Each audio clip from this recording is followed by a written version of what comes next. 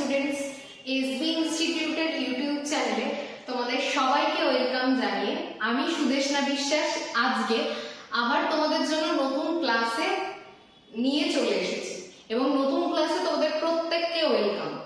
আজকে আমরা মধ্যযুগের যে ইতিহাস পড়ছিলাম তারই একটা গুরুত্বপূর্ণ ক্লাস আজকের ক্লাসটিতে আমরা সৈয়দ এবং লোদি এই দুটো বংশ সম্পর্কে আজকে আলোচনা করব। আর এই প্রসঙ্গে তোমাদেরকে বলে রাখি, যারা আজকে প্রথম এসবি ইনস্টিটিউটের ভিডিও দেখছো বা ক্লাস দেখছো তারা অবশ্যই চ্যানেলটিকে সাবস্ক্রাইব করতে ভুলো না।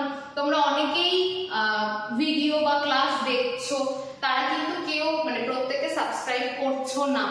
সুতরাং অবশ্যই চ্যানেলটিকে সাবস্ক্রাইব করে আমাদের পাশে থেকো প্রত্যেকের।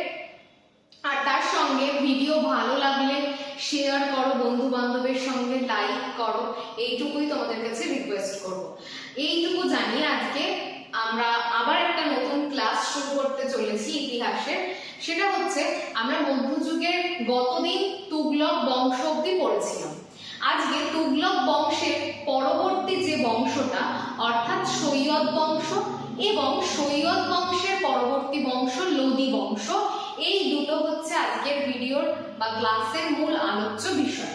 তাহলে অপেক্ষা না করে আমরা সরাসরি ক্লাসের মূল জায়গাটাতে প্রবেশ করি। দেখো, সবার প্রথমে যদি আমরা খেয়াল করি, তুগলক বংশের যিনি শেষ শাসক ছিলেন নাসিরউদ্দিন মাহমুদ।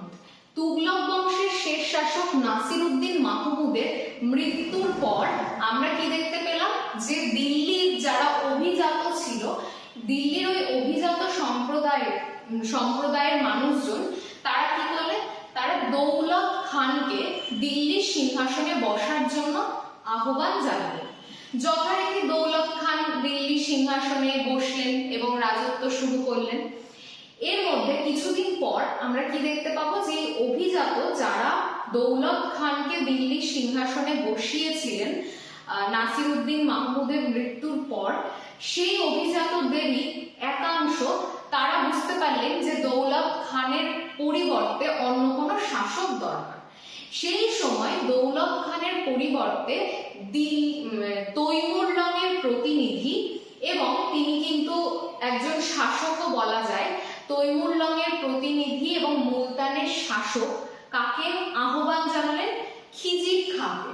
তাহলে এটা কিন্তু খুব ভালো করে মনে রাখবে, খিজির খাঁকে আহ্বান জানানো হলো।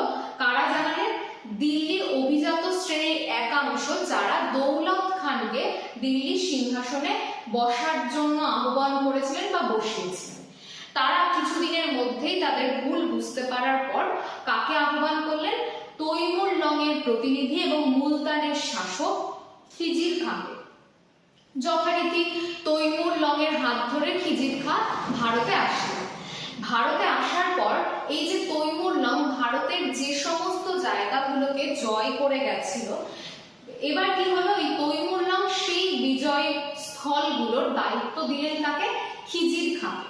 তাহলে খিজির খাঁ কিন্তু প্রথমেই এসে দিল্লির শাসক হিসেবে একেবারে প্রতিষ্ঠিত হননি। তিনি প্রথমে তৈমুরলংয়ের বিজয় করা জায়গাগুলোর ওপর তিনি রাজত্ব করতে শুরু করলেন। এই সময় দিল্লির সিংহাসনে কে বসে আছেন? বসে আছেন দৌলত খাঁ। তিনি তখনও রাজত্ব করছেন। ইতিমধ্যে আমরা দেখতে পাবো যে 1414 সালে দেখা যাবে, 1414 সালে কি ওই দৌলত খাঁকে পরাজিত করে দিল্লির সিংহাসনে বসলেন কে? খিজির খাঁ। তিনি খিজির খাঁ সিংহাসনে যতই বসুক, তারপরেও কিন্তু তিনি তৈমুরলংয়ের যে পুত্র তার আনুগত্য বা তার যে কথা সেই মতোই নিজেকে পরিচালিত করতেন। এরপর পরবর্তীকালে আমরা দেখতে পাবো কি এই যে খিজির খাঁ তার মৃত্যু হবে এবং পরবর্তী শাসক আসবেন। এখানে দেখো, যেটা মূল আলোচ্য বিষয়গুলো আমাদেরকে মনে রাখতে হবে, সেটা হচ্ছে দৌলত খাঁকে পরাজিত করে দিল্লির সিংহাসনে বসলেন কে? খিজির খাঁ। 1414-তে খিজির খাঁ তৈমুরলংয়ের পুত্র শাহরুখের প্রতিনিধি হিসেবে দিল্লিতে নতুন রাজবংশের উত্থান ঘটান। এই যে রাজবংশটা সেটাই হচ্ছে সৈয়দ বংশ নামে কিন্তু পরিচিত। আর এই সৈয়দ বংশের নামকরণ কেন হয়েছে? কারণ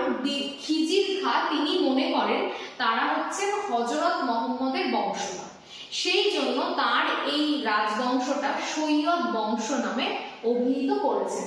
এই যেখানে লেখাও আছে দেখো, খিজির খান নিজেকে হযরত মুহাম্মদের বংশধর বলে পরিচয় দেওয়ায় তাদের বংশের নাম হয় সৈয়দ বংশ। তাহলে এটাও খুব ভালো করে মনে রাখতে হবে যে সৈয়দ কিন্তু কোনো উপাধি না, এটার কিন্তু মূল জায়গায় হচ্ছে হযরত মুহাম্মদের বংশধর, তাই এটাকে সৈয়দ বলে বলা হয়। খিজির খান মৃত্যুর পর তার পুত্র মোবারক শাহ দিল্লির সিংহাসনে বসেন। এইবার সৈয়দ বংশের কিন্তু মূল উত্থান শুরু হলো এই মোবারক শাহর হাত ধরে। তাহলে খিজির খানের মৃত্যুর পর মোটামুটি 1421 সালে খিজির খান মৃত্যু হয়। তারপর দেখা যায় যে তারই পুত্র মোবারক শাহ দিল্লিতে বসলেন।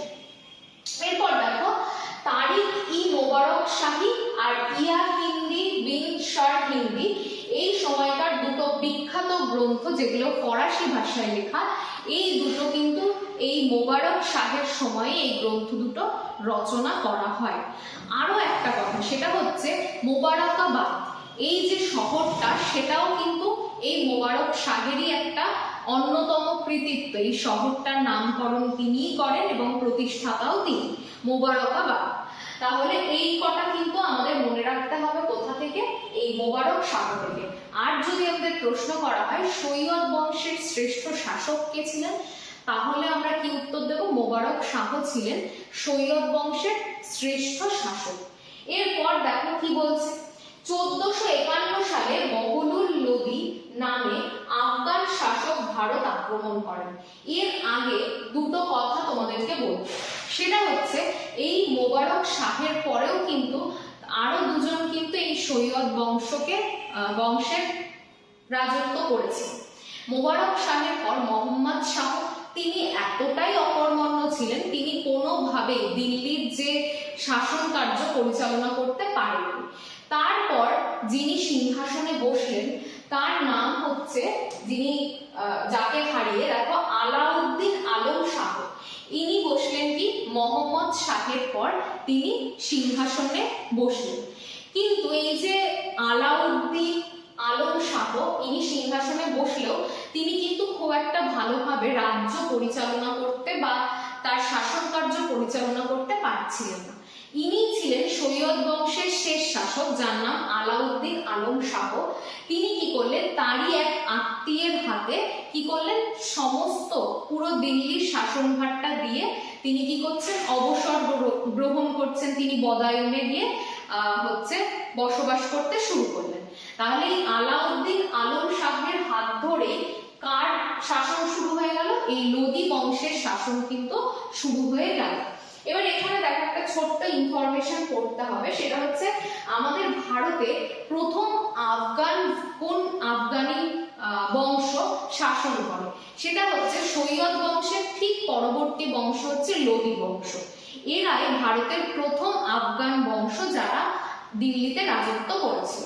দেখো 1451 সালে বহলুল লোদি নামে আফগান শাসক ভারত আক্রমণ করেন এবং সৈয়দ বংশের শেষ শাসক আলাউদ্দিন আলম শাহকে পরাজিত করে সৈয়দ বংশের পরিসমাপ্তি ঘটায় এবং দিল্লিতে নতুন বংশের উত্থান করেন। তাহলে এখানে কিন্তু জিজ্ঞাসা করতে পারে সৈয়দ বংশের প্রতিষ্ঠাতাকে, সেটা একটা কোশ্চেন, আবার সৈয়দ বংশের শেষ শাসককে জিজ্ঞাসা করতে পারে। তাহলে এই কোশ্চেন গুলো করবে, সৈয়দ বংশের শ্রেষ্ঠ শাসককে মোবারক শাহ।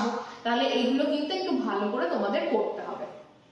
তাহলে আমরা দেখতে পাচ্ছি 1451 সালে আলাউদ্দিন আলম শাহকে পরাজিত করে কে, একটা আফগান বংশ যারা ভারতে প্রথমবার রাজত্ব করছে, সেই আফগান বংশ কিন্তু দিল্লির সিংহাসনে প্রতিষ্ঠিত হয়। সেই আফগান বংশের নাম হচ্ছে লোদি বংশ। তাহলে এরপর আমাদেরকে পড়তে হবে লোদি বংশ সম্পর্কে। দেখো নতুন রাজবংশের সূচনা হয়। এবার কথা হচ্ছে, প্রথম কথাই হচ্ছে লোদি বংশের প্রধান কে ছিলেন, মানে প্রথম যিনি শাসক তার হাত ধরেই তো যে কোনো শাসনের সূচনা হয়। তাহলে লোদি বংশের যদি বলা হয় প্রথম শাসক ছিলেন, তিনি হচ্ছেন বহলুল লোদি। তিনি কিন্তু লোদি বংশের উত্থান ঘটান, অর্থাৎ প্রথম আফগানি বংশের উত্থান ঘটানকে বহলুল লোদি ভারতবর্ষে। বহলল লোদি প্রথম আফগান যিনি ভারত আক্রমণ করেন।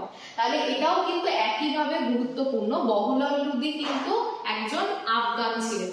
তিনি কিন্তু তার যদি তোমরা বলো যে সর্বশ্রেষ্ঠ কৃতিত্ব কি ছিল, সেটা হচ্ছে জৌনপুর যে শহরটা, সেই শহরটা কিন্তু এই বহলল লোদি প্রতিষ্ঠা করেন।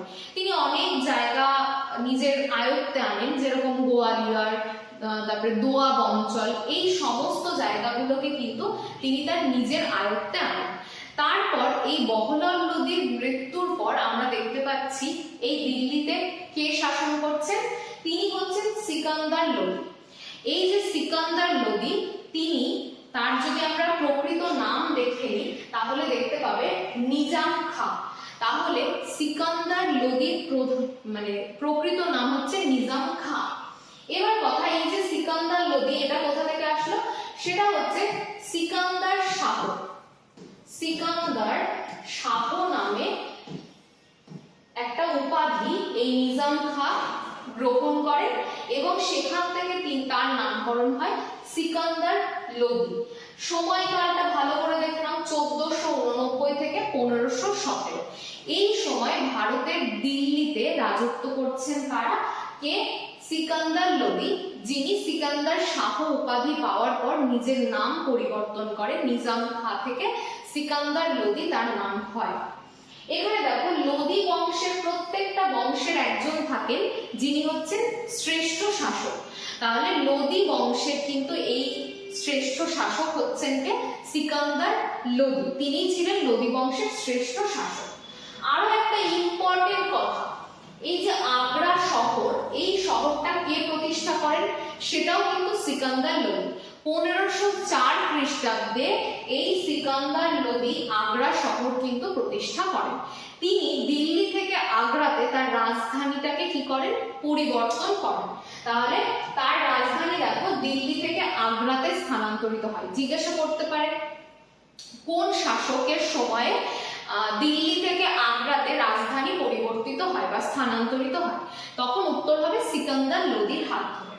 তারপর দেখো, তিনি মথুরার কৃষ্ণ মন্দির ধ্বংস করে। শুধু তো এটা না, তিনি আরো অনেক মন্দির, যেমন জ্বালামুখীর মন্দির, নাগরকোটের যে জ্বালামুখীর মন্দির, সেটাও কিন্তু ধ্বংস করেন কিন্তু সিকান্দার লোদি।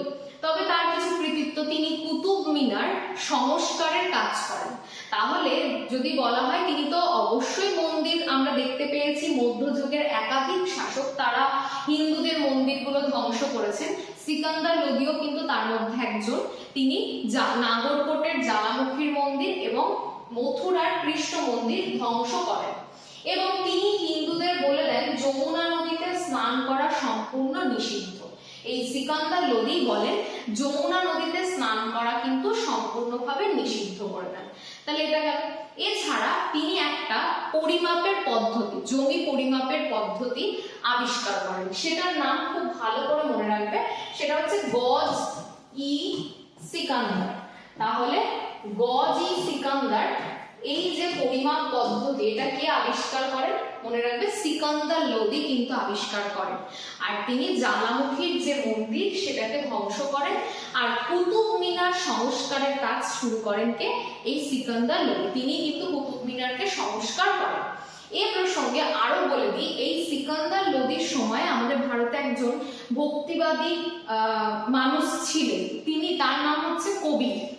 কবিরের নাম তোমরা প্রত্যেকেই শুনেছো। কবির হচ্ছেন ভক্তিবাদী একজন মানুষ, তিনি এই সিকান্দার লোদির সময়ে ছিলেন। তিনি তাকে কিন্তু বারংবার মারার প্রচেষ্টা করে গেছেন কিন্তু এই সিকান্দার লোদি। তাহলে এটাও মনে রাখবে যে সিকান্দার লোদির সমসাময়িক একজন ভক্তিবাদী ব্যক্তিত্বের নাম, সেটা হচ্ছে কবির। তাকে কিন্তু সিকান্দার লোদি বারংবার মৃত্যুর চেষ্টা বা মেরে ফেলার চেষ্টা কিন্তু করে গেছে। তাহলে সিকান্দার লোদি খুব মন দিয়ে পড়তে হবে, প্রত্যেকটা কোশ্চেন ইম্পর্টেন্ট। কত সালে আগ্রা শহর প্রতিষ্ঠা করে, 1504। তা কে, কোন রাজা বা শাসক দিল্লি থেকে আগ্রাতে রাজধানী স্থানান্তরিত করে, সেটাও সিকান্দার লোদি। তারপর মন্দির, জ্বালামুখীর মন্দির ধ্বংস করে সিকান্দার লোদি। গজ ই সিকান্দার, এই পরিমাপের পদ্ধতি কোন শাসক আবিষ্কার করেন, সেটাও কিন্তু সিকান্দার লোদি। এরপর দেখো, সিকান্দার লোদির মৃত্যুর পর আমরা কি দেখতে পাবো, যে সিকান্দার লোদির মৃত্যুর ইব্রাহিম লোদি। ইনি কি করছেন? ইনি কিন্তু দিল্লির শাসক হিসেবে প্রতিষ্ঠিত হচ্ছেন। সময়কালটা দেখো 1517 থেকে 1526। এই সময়কালের একটা গুরুত্বপূর্ণ ঘটনা হচ্ছে পানিপথের যুদ্ধ। অবশ্যই সেই জায়গাটাতে আমরা আসবো। দেখো প্রথমে 1517 সালে যখন আমরা দেখতে পেলাম সিকান্দার লোদির মৃত্যু হলো, তখন কিন্তু ইব্রাহিম লোদি দিল্লির সিংহাসন অধিগ্রহণ করলেন। সিকান্দার লোদির মৃত্যুর পর তার জ্যেষ্ঠ পুত্র ইব্রাহিম লোদি সিংহাসনে বসেন। লোদি বংশের শেষ শাসক এবং খুব ইম্পর্টেন্ট, প্রায় দীর্ঘ 300 বছর ভারতের সুলতানি শাসন চলেছিল। সেই যে দীর্ঘ 300 বছরের সুলতানি শাসন পরিসমাপ্তি ঘটলো কার হাত ধরে? সেটা ঘটলো কিন্তু ইব্রাহিম লোদির হাত ধরে। তাহলে দীর্ঘ 300 বছরের শাসন, সুলতানি শাসনের অবসান ঘটলো এই ইব্রাহিম লোদির হাত ধরে। তাহলে শেষ শাসক লোদি বংশের ইব্রাহিম লোদি। এরপর দেখো খুব ইম্পর্টেন্ট জায়গা, এই সময় থেকে ইব্রাহিম লোদি এমন এমন কাজ করতে থাকলেন যার ফলে আফগানরা কিন্তু তার উপর ভীষণ ক্রুদ্ধ হতে শুরু করলেন। সেই সময় আমরা দেখতে পাচ্ছি দুজন রাজা, একজন হচ্ছে পাঞ্জাবের শাসনকর্তা দৌলত খান, আরেকজন গুজরাটের শাসনকর্তা আলম খাঁ। এরা দুজন, এই দৌলত খান আর আলম খাঁ, পাঞ্জাবের একজন, একজন গুজরাটের শাসনকর্তা, তারা দুজন মিলে কাবুলের যে অধিপতি বাবর তাকে কি বলছেন? তাকে আহ্বান জানাচ্ছেন তারা যাতে দিল্লির সিংহাসনে এসে বসেন, মানে তিনি যাতে দিল্লির সিংহাসনটাকে অধিগ্রহণ করেন। তাহলে এই জায়গাটা কিন্তু ভীষণ ইম্পর্টেন্ট, যে এখানে কিন্তু ইব্রাহিম লোদির দুর্বলতার সুযোগ শুধু সেটা নয়, কিন্তু এখানে দৌলত খাঁ আর আলম খাঁ এরা পাঞ্জাব এবং গুজরাটের শাসনকর্তা মিলে তারা কাবুলে কি করলেন? তারা কাবুলে সংবাদ পাঠালেন যাতে বাবর এসে এই ভারতের দিল্লির যে সিংহাসন সেটা অধিগ্রহণ করেন। এবার এই মুহূর্তে সেই সময় কত সাল? 1526। খুব ইম্পর্টেন্ট একটা ঘটনা। 1526 সালের 20 এপ্রিল, 1526-এ 20 এপ্রিল, 20 এপ্রিল কি দেখা গেল? দেখা গেল যুদ্ধ। কাদের মধ্যে? ইব্রাহিম লোদি এবং বাবরের মধ্যে। জয়ী হলো বাবর এবং ইব্রাহিম লোদি কিন্তু পরাজিত হলো। এইভাবে আমাদের লোদি বংশের শাসন শেষ হলো এবং সেখানে যে দীর্ঘ 300 বছর ধরে চলতে থাকা যে সুলতানি শাসন, সেই শাসনটা কিন্তু আমরা দেখতে পেলাম আস্তে আস্তে আস্তে আস্তে এই সুলতানি শাসনের অবসান ঘটে আবার নতুন শাসন কিন্তু শুরু হলো দিল্লিতে। তাহলে এখানটাতে কিন্তু খুব ইম্পর্টেন্ট কোশ্চেন, 1526-এর 20 এপ্রিল কি যুদ্ধ হয়েছিল? মনে রাখবে, পানিপথের যুদ্ধ। তাহলে এই পানিপথের যুদ্ধের মাধ্যমে, প্রথম যুদ্ধের মাধ্যমে কি হয়? এখানে দিল্লিকে নিয়ে কিন্তু যুদ্ধটা হয় ইব্রাহিম লোদি আর বাবরের মধ্যে। কে পরাজিত হন? ইব্রাহিম লোদি পরাজিত হন বাবরের কাছে। এইভাবে আস্তে আস্তে আমাদের ভারত থেকে সুলতানি শাসনের অবসান ঘটলো এবং ভারতে মুঘল শাসনের কিন্তু আস্তে আস্তে করে উত্থান ঘটতে শুরু করলো। তাহলে খুব ইম্পর্টেন্ট এই জায়গাটা। এখানে দেখো এই যে সুলতানি শাসনের অবসান হলো, পানিপথের প্রথম যুদ্ধ 1526-এর পর আমরা দেখতে পেলাম ইব্রাহিম লোদি বাবরের কাছে পরাজিত হলেন। এখানে একটা ঘটনা, সেটা হচ্ছে সুলতানি সাম্রাজ্যের অবসান হয়ে মুঘল সাম্রাজ্যের সূচনা। কেন ঘটছে তার পেছনে তো বহু কারণ রয়েছে, একটু আগেই আমি বলছিলাম। সেটার মধ্যে প্রথম যে কারণটা সেটা হচ্ছে সাম্রাজ্যের বিশাল আয়তন, যেটাকে সঠিকভাবে পরিচালনা করা যাচ্ছিল না। 2 নম্বর কথা কি দেখতে পেলাম আমরা? জনগণের সমর্থন নেই। মানে দেখো, যখন এই যে সুলতানি শাসনটা শুরু হয় সেটা কিন্তু পুরোটাই সামরিক ভিত্তির উপর প্রতিষ্ঠিত, সেখানে জনগণের কিন্তু সমর্থন ছিল না বললেই চলে।